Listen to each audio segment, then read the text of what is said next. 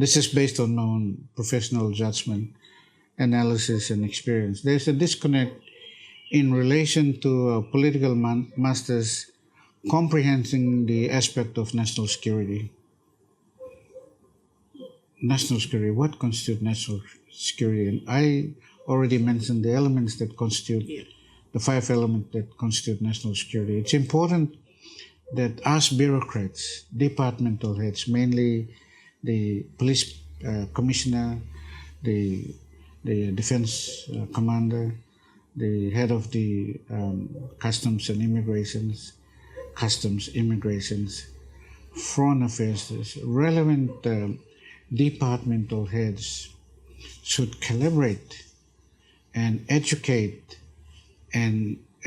our members of parliament and political heads of those departments, so that they understand what it takes to address, to understand, to define national security.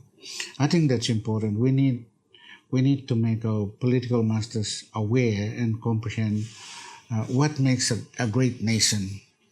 Yeah. It's like building a fence.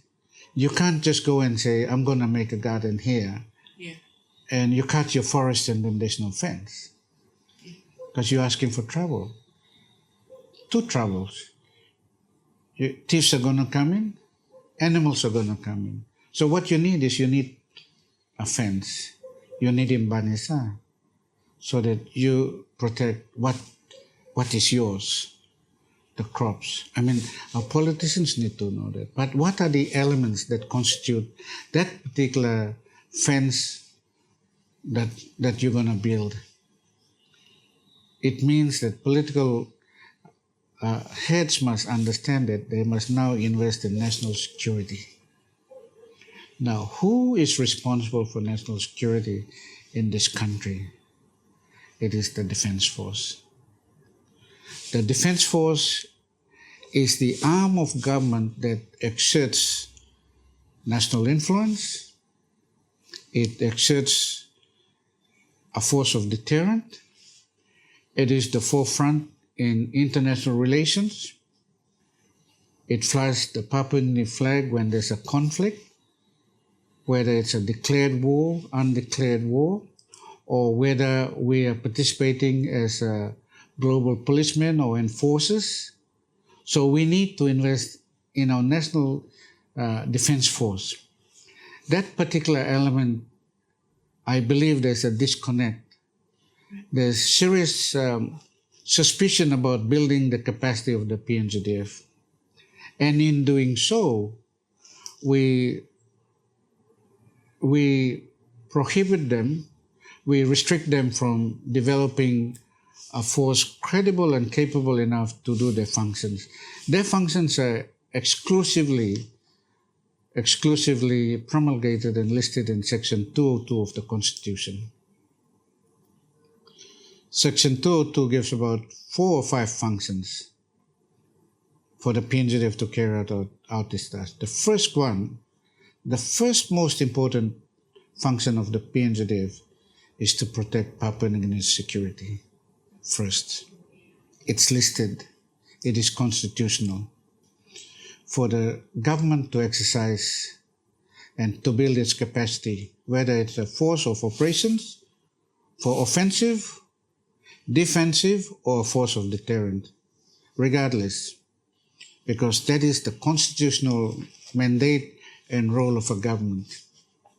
The second one, I believe, is our participation in international obligations, UN peacekeeping. Sadly, Christina, today, while a country like Fiji is enjoying their participation in international UN peacekeeping, they're sending thousands and hundreds of Fijians to fly the Fiji flag, to be global leaders in world, making the world safe. Papua New Guinea is stuck in a corner. We're shy of committing our soldiers for international peacekeeping.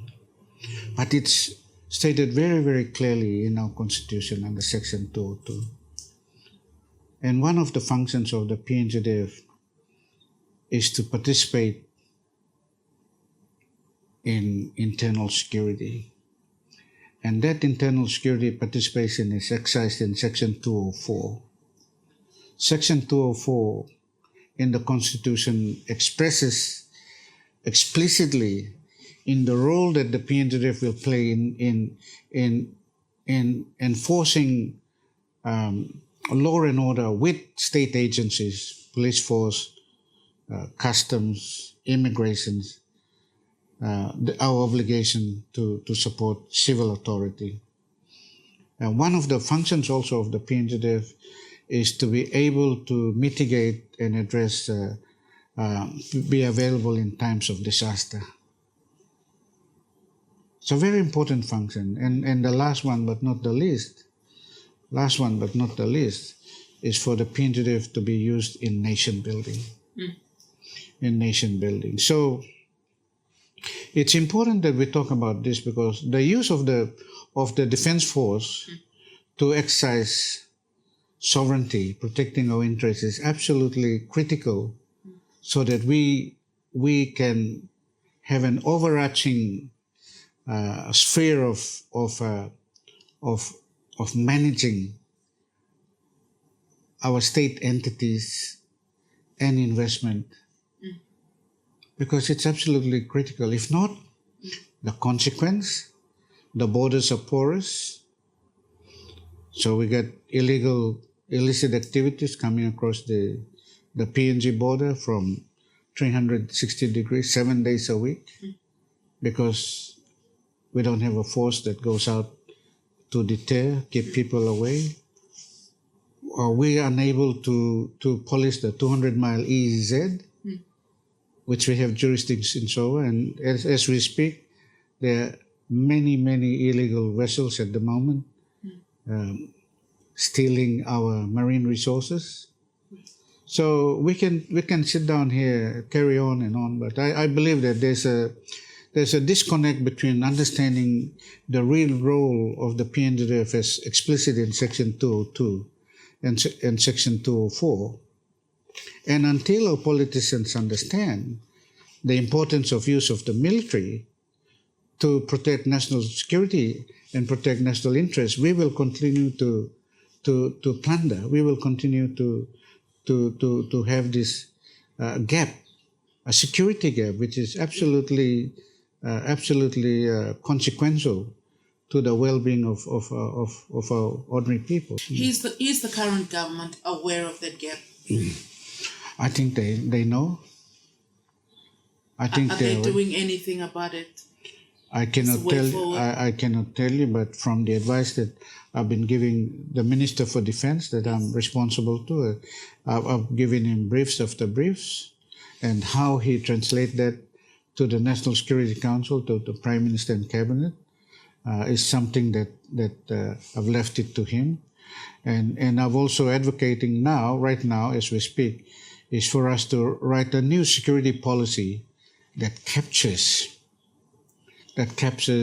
the whole range of the national security element that I had listed to you, to be captured into the government's policy for the next 5 to 10 to 20 years, so that we can address the most important aspect is to build the defense of and the security of Papua New Guinea.